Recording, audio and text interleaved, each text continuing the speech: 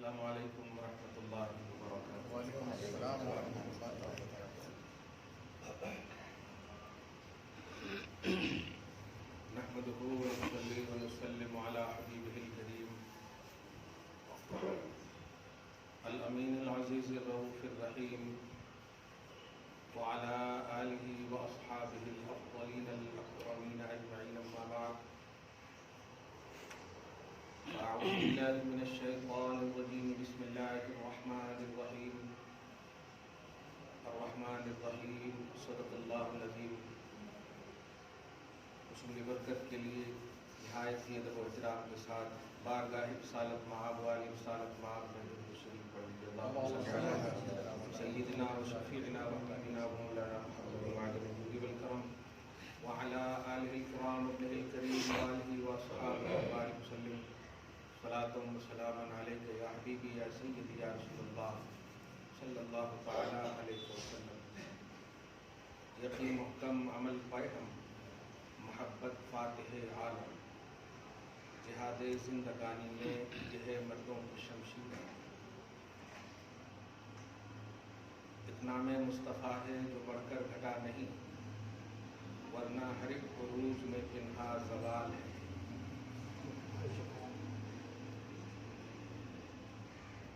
اللہ سبحانہ کا فضل ہے، احسان ہے، ہم مسلمان موحد اللہ کے پسندیدہ مذہب کے اللہ کی توفیق سے ماننے والے ہیں۔ ایمان کی دولت اللہ سبحانہ آخری دم تک اسے ہی عطا کرتا ہے جسے چاہتا ہے، اور اللہ سبحانہ اسے چاہتا ہے جو اس کے چاہے بندے، خصوصاً سید الانبیاء محمد رسول اللہ صلی اللہ علیہ وسلم کے حوالے سے اپنی زندگی گزارے۔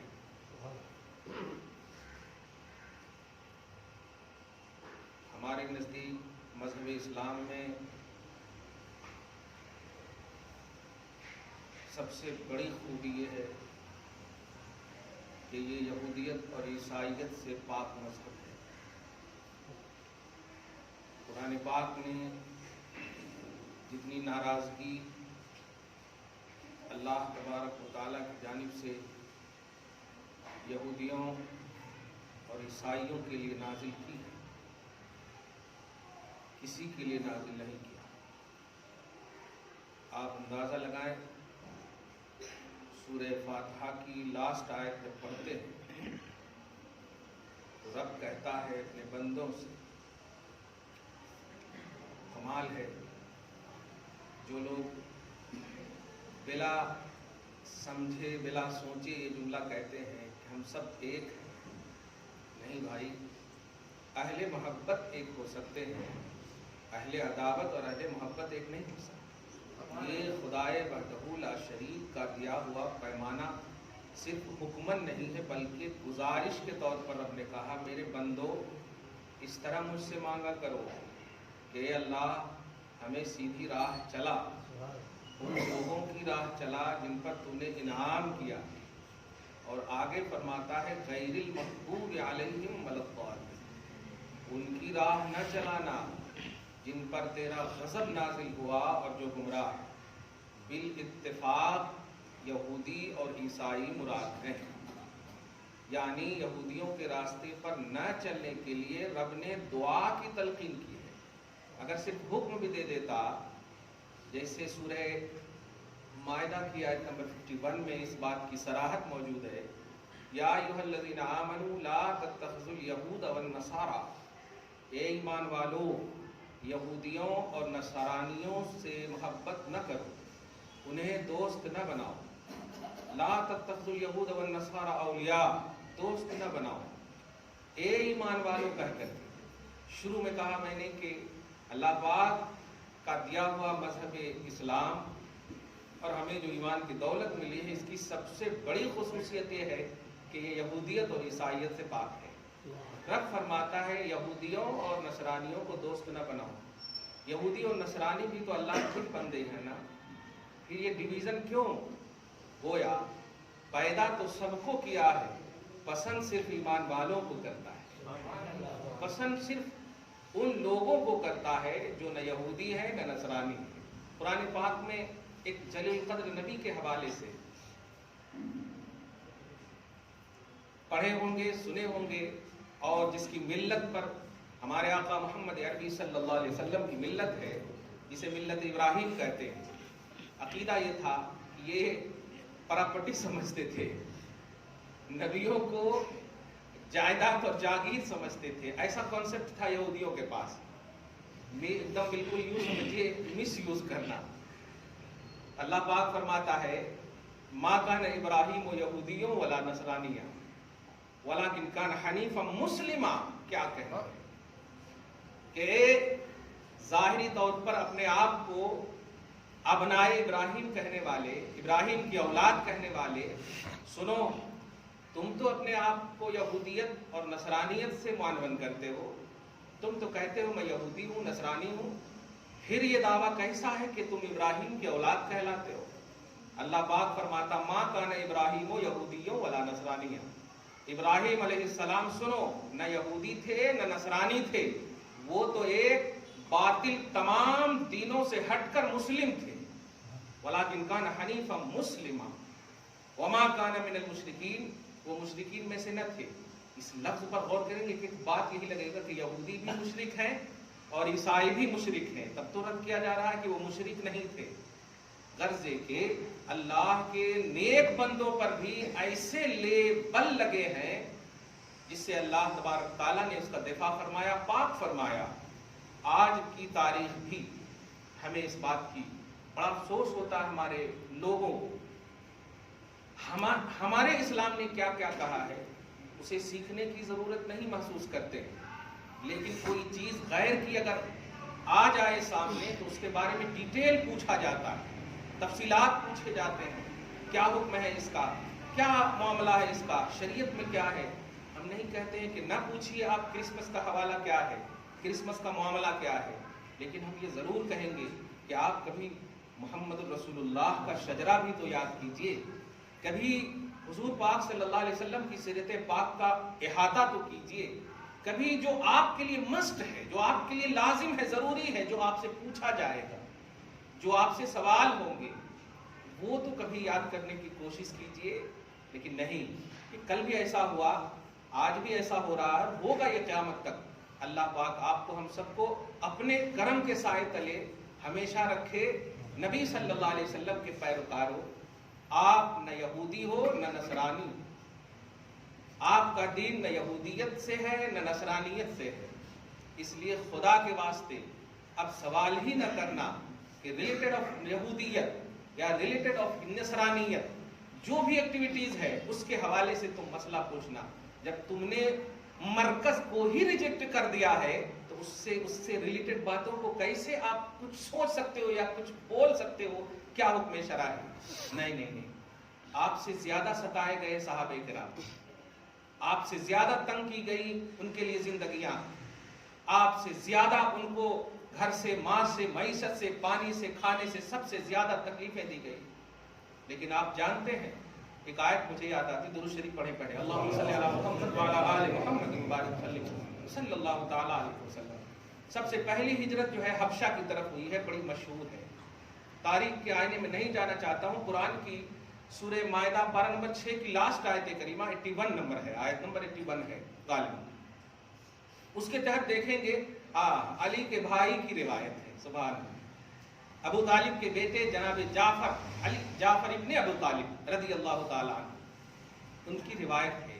یہ ہجرت اولا کرنے والوں میں سے بڑے ہیں، نجاشی بادشاہ مشہور ہے جن کو شرف دولت ایمان سے بھی مشرف ہوا، اللہ پاک نے کیا، اور انہی کی نماز جنازہ غائبانہ آپ جانتے ہیں حضور پاک صلی اللہ علیہ وسلم نے پڑھا، اتنا پیار کرتے ہیں۔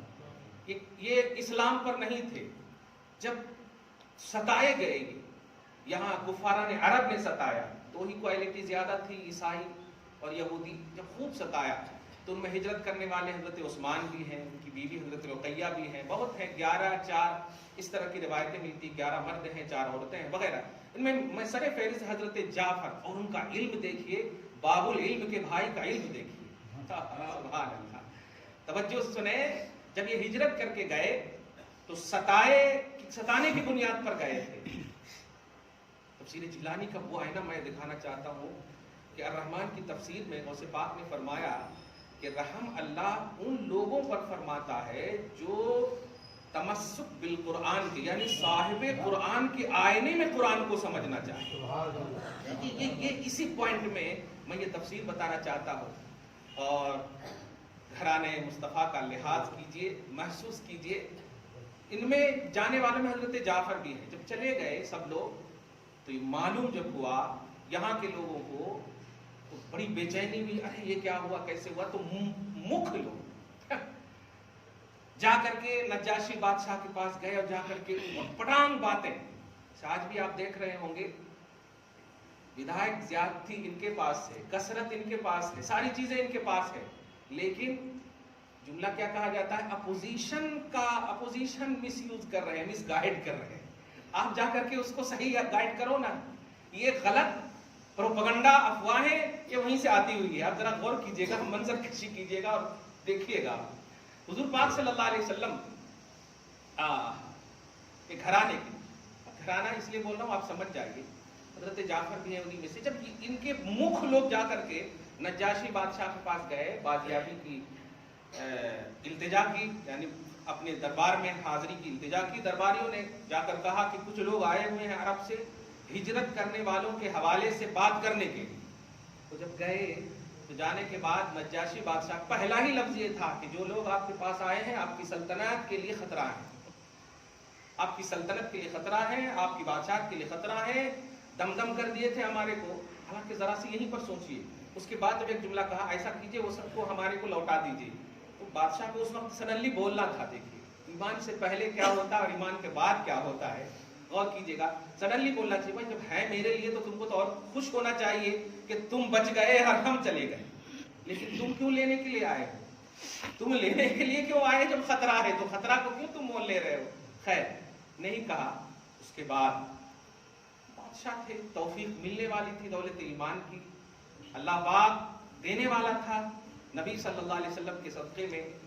چنانچہ نجاشی بادشاہ نے کہا ایسا ہے، میں سڈنلی کیسے آپ کو دے دوں، بات کروں گا، پہلے ان لوگوں سے بات کروں گا۔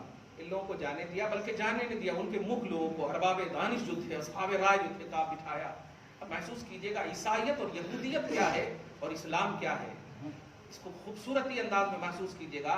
کچھ کام نہیں آئے گا، مذہب اسلام ہی کام آئے گا، آقا کا دین ہی کام آئے گا، آقا ہی کام آئیں گے، قرآن کام آئے گا، صاحب قرآن کام آئیں گے، بس کچھ نہیں کام آئے گا۔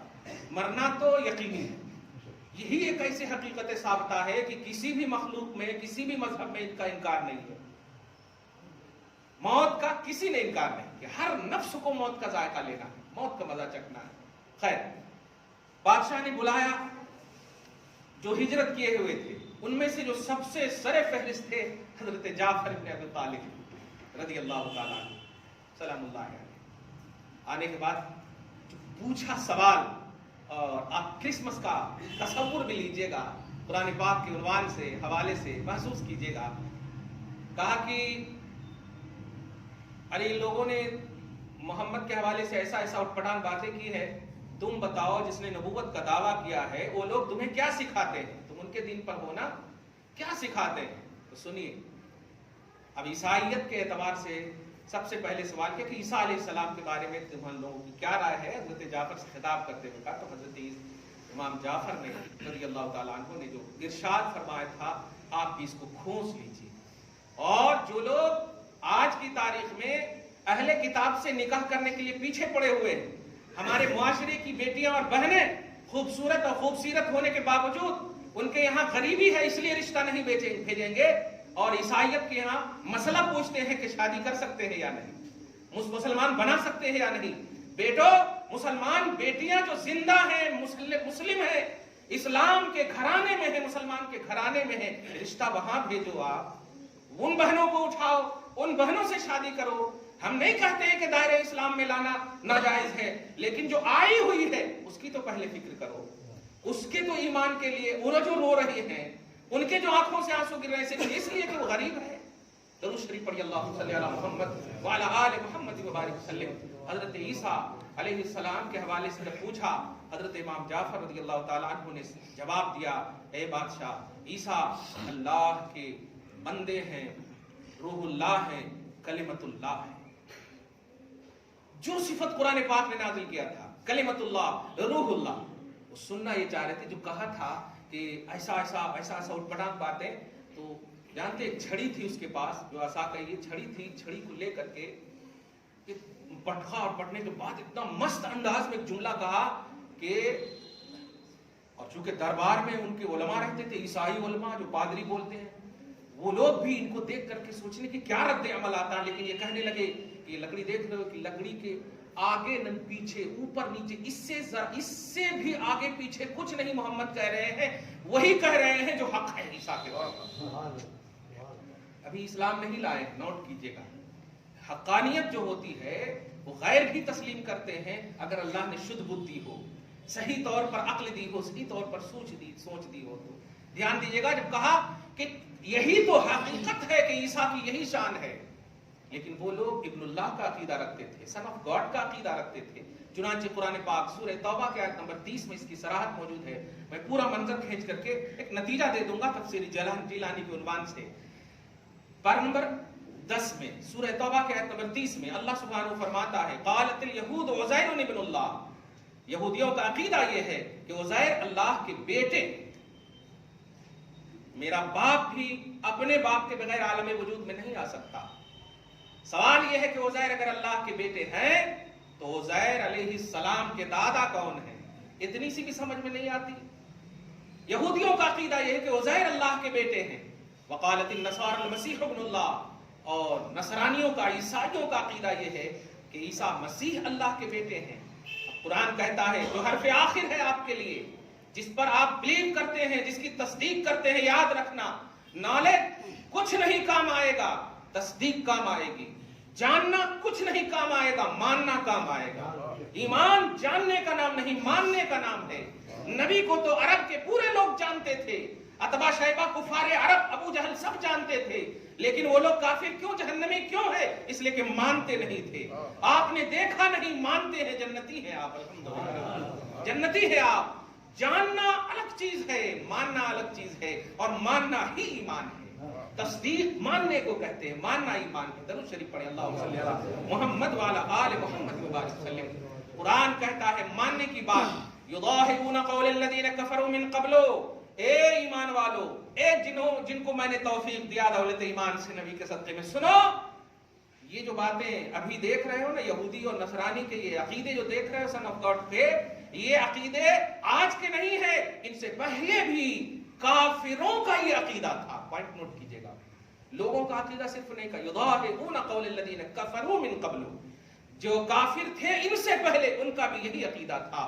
اب آپ ذرا غور کریں، یہاں تک اگر بات آتی، ہمیں اگر کوئی شدت سے زور سے بول دیں تو آپ کہیں کہ یہ شدت پسند ہے، لیکن اللہ تو رحمان و رحیم ہے نا، اللہ تو رحمان و رحیم ہے۔ آپ کی زبان میں 70 ماؤں کی ممتا، یہ سارے جملے آپ بولتے ہیں نا، لیکن آپ سنیے آگے اللہ پاک سورہ توبہ کے آیت نمبر 30 کے لاسٹ میں فرماتا، قاتلہم اللہ، اللہ انہیں مارے گا، اللہ انہیں قتل کرے گا، اللہ انہیں تباہ کرے گا، اللہ انہیں اوندھے منہ ڈالے گا، انا یوفکون، کہاں بھاگ رہے ہیں؟ اب آپ غور کیجیے، اللہ جو رحمان ہے، جو رحیم ہے، کس عقیدے کی بنیاد پر ان کو مارنے کی بات کہی، کس عقیدے کی بنیاد پر ان کو تباہی کی بات کی؟ صرف اس لیے کہ جو ریئلٹی تھی نبی کی، جو اصلیت تھی نبی کی، وہ ان لوگوں نے نہیں مانا، اس لیے اللہ پاک نے کہا پیدا تو میں نے کیا ہے، لیکن عقل و شعور دیا تھا اسلام کی، مذہب کی ریئلٹی کے لیے، تم نے ویسا نہیں مانا، عیسیٰ کو بیٹا مان دیا، مجھے باپ مان دیا، تو میرا باپ کون ہے؟ یہ تو حدوث کو لازم ہے، یہ تو ختم ہونے کو لازم ہے۔ ہر بیٹا ختم ہوگا، ہر باپ ختم ہوگا، ہر دادا ختم ہوگا، کیونکہ یہ باپ بیٹا، یہ رشتہ، یہ حدوث اور امکان کا رشتہ ہے، قدیم کا رشتہ نہیں ہے۔ اللہ تو ازلی ہے، قدیم ہے، اور ازلی اور قدیم حادث کی صفت نہیں رکھتا ہے، اس لیے اللہ کا بیٹا ماننا اللہ کو ختم کرنا ہے، اللہ کو حدوث ثابت کرنا ہے، اس لیے قاتلہم اللہ. کن کو کہا اللہ نے؟ یہودیوں کو، نصرانیوں کو. اب بھی مسئلہ پوچھو گے کہ ان کی مٹھائی لے سکتے ہیں یا نہیں؟ انہوں اگر گفٹ دے تو لے سکتے ہیں یا نہیں؟ ہم مجبور ہیں؟ اتنے مجبور ہو آپ؟ جن کے لیے جنت کے کھانے آتے تھے ان کے لیے زمین تنگ کر دی گئی، وہ اپنے گھر بار کو چھوڑ کر کے چلے گئے. آپ کے لیے تو آپ کی بیوی بھی ٹھیک سے کھانا نہیں لگاتی، آپ کے لیے تو آپ کے گھر میں بھی رسپیکٹ وہ نہیں ہے. وہاں تو جنت کے کھانے آتے تھے، پھر بھی اگر بات عقیدے کی آئی سب کچھ چھوڑنا گوارا کیا. نبی کے دین کو چھوڑنا گوارا نہیں کیا، مذہب اسلام کو چھوڑنا گوارا نہیں کیا. وہاں بہانے نہیں کرتے تھے. نبی نے کہہ دیا ہے یہی حرف آخر ہے، قرآن نے کہہ دیا ہے یہی حرف آخر ہے، صاحب قرآن نے کہہ دیا ہے یہی حرف آخر ہے. مسئلہ پوچھو آقا کے بارے میں پوچھو. زلف عنبری کتنے خوبصورت تھے، چہرے مبارک کے کیسے تھے، ناک مبارک کیسے تھے. صحابہ کو آپ جانتے ہیں. آپ ہم سب کیا کریں، کیسے کریں، کس طرح کریں؟ سر کے بال گن پاؤ گے؟ بیوی کو بھی کہو گے تو نہیں گن پائے گی، کہو گے تو کہے گا اسکرو ڈھیل ہے. یہ سب کیا بات ہے؟ انلیمیٹڈ چیز ہے، نہ حدود و شمار میں نہ آنے والی چیزیں ہیں. یہی ہوگا، یہی جملہ ہوگا. لیکن صحابہ سے پوچھئے، کہتے ہیں ظاہری طور پر آقا جب تشریف لے گئے تو 10 یا 11 بال سے زیادہ سفید نہیں تھا حضور کا. کیا کمانڈ کے دیکھا، 10 اور 11 بال سے زیادہ سفید ہے. یہ سب کیوں گنتے تھے میرے آقا صلی اللہ علیہ وسلم کے صحابہ رضی اللہ تعالیٰ عنہ؟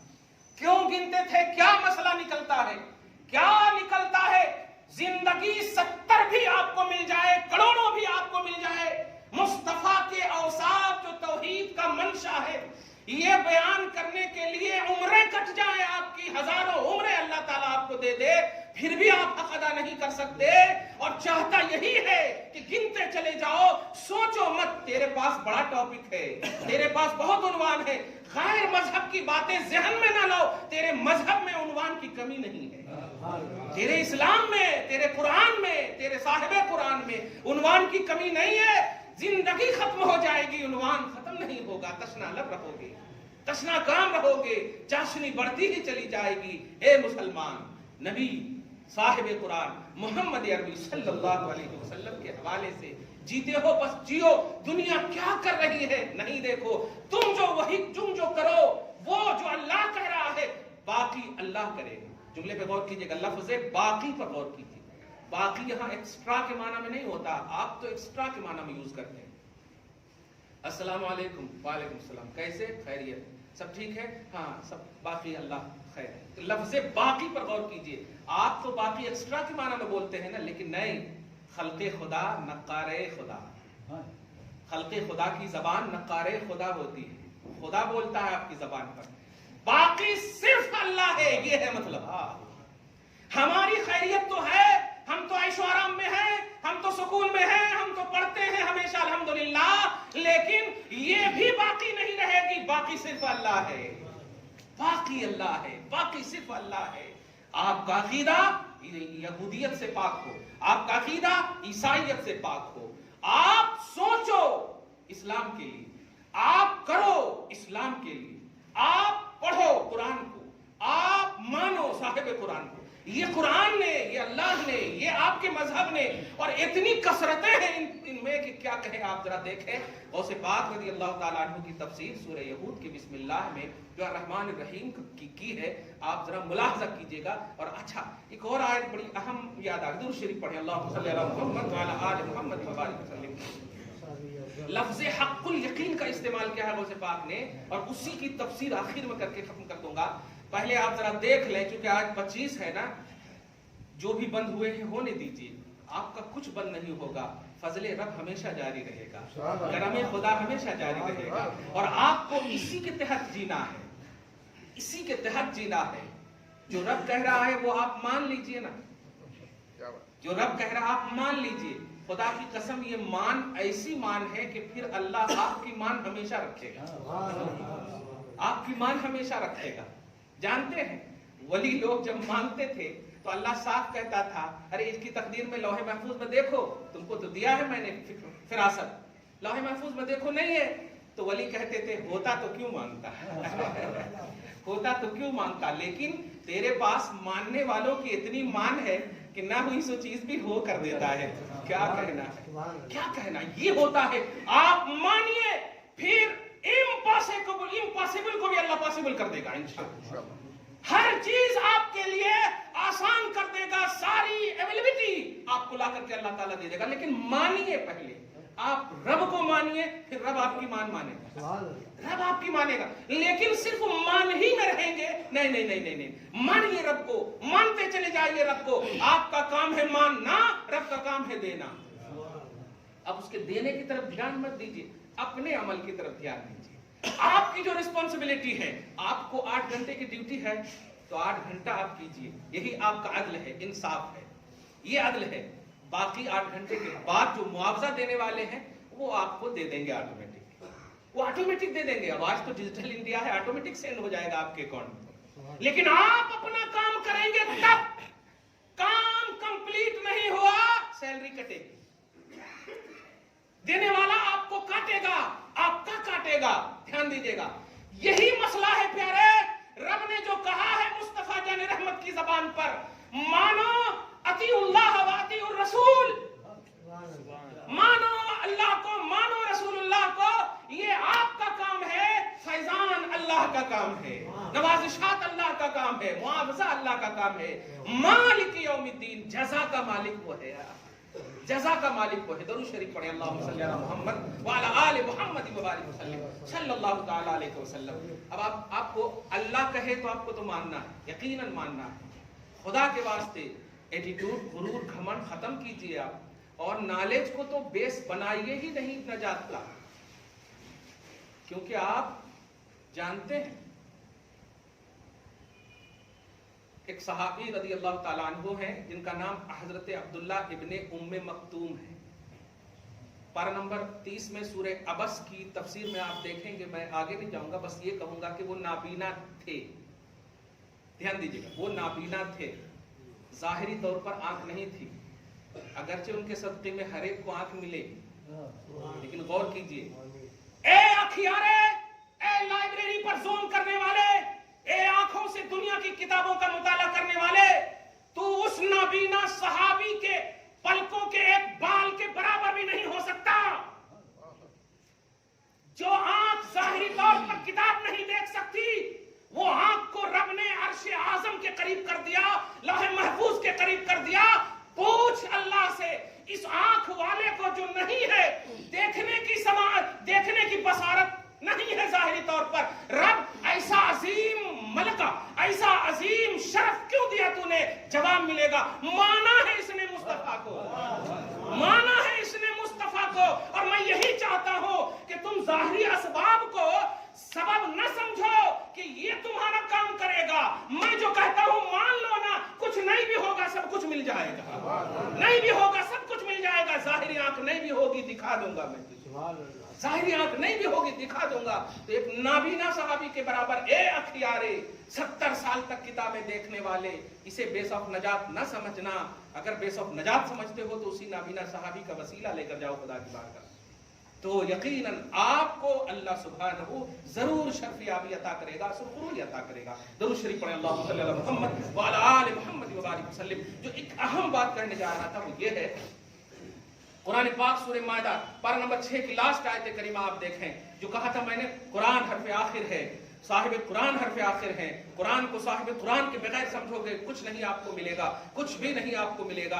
आपका सेंस, आपका नॉलेज, आपकी किताबें, आपकी लाइब्रेरियां सब तबाह हो जाएंगी, और जो कुछ बाकी रहने वाली चीज है वो साहिब कुरान के हवाले से जो चीज आप खुदा की बारगाह में ले जाएंगे वही बाकी रहेगी आपके लिए। उसी को बाक़ियातुस सालिहात भी कुरान पाक में कहा गया है। अब जो जुमला कहा जा रहा है वो ये सुनिए कि अल्लाह सुब्हानहू फरमाता, लतजिदन्ना अशद्दन्नास अदावतन लिल्लज़ीना आमनू अल-यहूद वल्लज़ीना अशरकू। के लोगों सुनो, तुम जरूर ईमान वालों का सबसे बड़ा अदावत करने वाला, सबसे बड़ा दुश्मन किसे पाओगे? यहूदियों को और नसरानियों को। अभी जरा सी हमसे और आपसे दुश्मनी हो जाए, फोन ब्लॉक कर देते हो। जरा सी आपकी फिक्र और हमारी फिक्र मैच ना करे, कॉल रिसीव नहीं करते हो आप। अदावत का कॉन्सेप्ट समझिए आप। कैसे आप पूछ सकते हैं क्रिसमस की मिठाई लेना जायज है या नहीं? کیک کاٹنا جائز ہے یا نہیں؟ کیسے پوچھ سکتے ہیں آپ؟ کیا آپ دشمن کے بارے میں یہ سوچ سکتے ہیں کہ ان کے یہاں رشتہ کرنا جائز ہے یا نہیں؟ نہیں سوچ سکتے ہیں. یہ آپ کا فارمولا ہے. رب کا فارمولا سنو. رب کہہ رہا ہے یہودی اور نصرانی تمہارے ازلی دشمن ہیں، ان سے باز رہنا. یہ رب کہہ رہا ہے. کیا جھوٹ کہہ رہا ہے اللہ؟ غلط کہہ رہا ہے اللہ؟ تمت کلمت ربک صدقا وعدلا.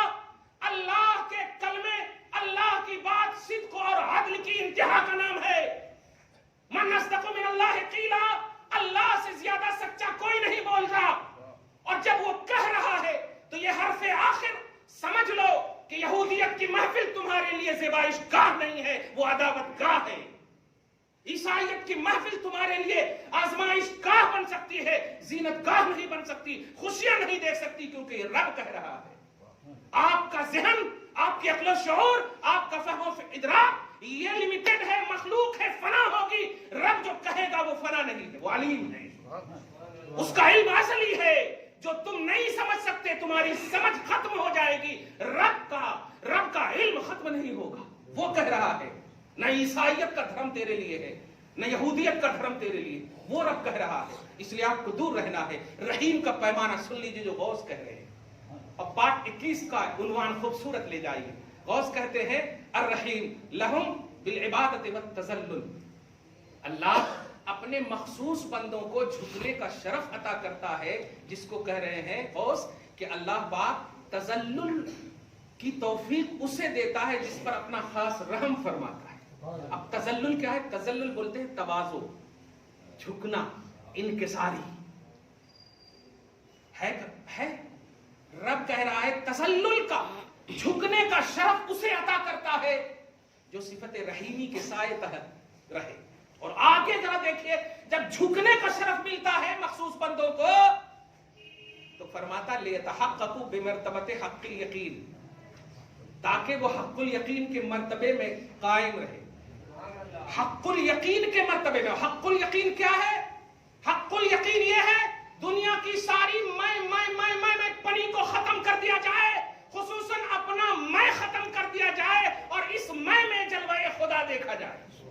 اس میں کو اللہ کے نظریے سے دیکھا جائے. یہ ہے حق الیقین. اسی لیے غوث آگے کہہ رہے ہیں هو الصراط المستقیم. اے انسان سن، جب رب کا چہیتا بن جائے گا تو تمہیں صراط مستقیم پر قائم رکھنے کا مکمل ذمہ اللہ پاک لے رہا ہے. تم دعا کرو گے دیکھا چلا یہ الگ منزل ہے، لیکن اگر ملکہ تمسک بالقرآن میں، صاحب قرآن کے آئینے میں، قلب مصطفیٰ پر اترے ہوئے قرآن کی فکر میں قرآن فہمی کر کے خدا کا مخصوص بندہ بن گئے تو صراط مستقیم پر گامزن رکھنا رب کا کام ہے. تم اپنا کام کرو، صاحب قرآن کے حوالے سے قرآن سمجھو، اسرائیلیت کو چھوڑو، ان تمام باطل عقیدے کو ختم کرو جو عقیدے عیسائیت سے ریلیٹڈ ہے، جو یہودیت سے ریلیٹڈ ہے. دعا ہے اللہ تعالیٰ آپ کو شاد رکھے، آباد رکھے، محبتوں کی دنیا میں آباد رکھے، آپ کو ہم سب کو معاف فرمائے. آمین بجاہ سید المرسلین. وما علینا الا البلاغ المبین. جو سنت نہیں پڑھ سکے سنت پڑھ.